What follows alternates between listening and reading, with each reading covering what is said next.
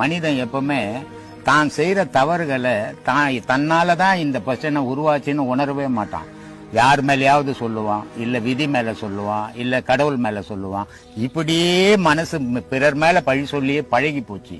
அது தான் செய்யற தவறு என்ன, அந்த தவறை திருத்திக்கினா நம்ம வாழ்க்கை சிறப்பா இருக்குமே, நம்ம வாழ்க்கையில நிம்மதியா வாழலாமே, நம்ம மனைவி மக்களோட சந்தோஷமா இருக்கலாமேன்னு யோசிக்கிறதே கிடையாது.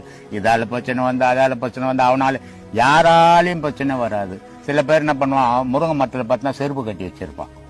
சில பேர் வீட்டுங்கள்ல பாத்தீங்கன்னா பச்சை மிளகாய் எலுமிச்சம்பழம் அதெல்லாம், பச்சை மிளகாய் எலுமிச்சம்பழம் எல்லாம் போற மாதிரி கண் திஷ்டியை எடுத்துருன்னா உன் கண்ணு எடுக்காதா? யோசிக்கிறது கிடையாது. இது மூடத்தனமான நம்பிக்கைய மனசுக்குள்ள உருவாக்கிக்கின்னு அந்த மாதிரி செயல்கள்ல பிறரை குறை சொல்லியே வாழறோம். எப்பவுமே சொல்றேன், என்னுடைய தவறுகள் என்ன, ஏன் நான் வாழ்க்கையில கஷ்டப்படுறேன், எங்க தவறு நடந்தது, அதை எப்படி திருத்திக்கணும் அப்படின்னு யோசித்து திருத்திக்கினால் உனக்கு பிரச்சனையே கிடையாது. அதை விட்டு போட்டு நீ அடுத்த மேல குறை சொல்லிக்கணும், அடுத்தவனையே பழிச்சுக்கணும், கடவுளை பழிச்சுக்கணும் திரியறதால உனக்கு எப்பவுமே பிரச்சனை தீரவே தீராது.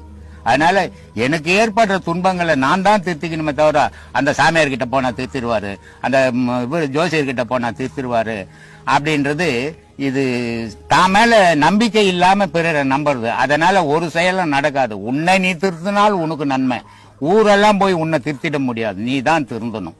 அதுக்கு நீயே சிந்திக்க ஆரம்பிச்சேன்னா உனக்கு அது விடை கிடைக்கும்.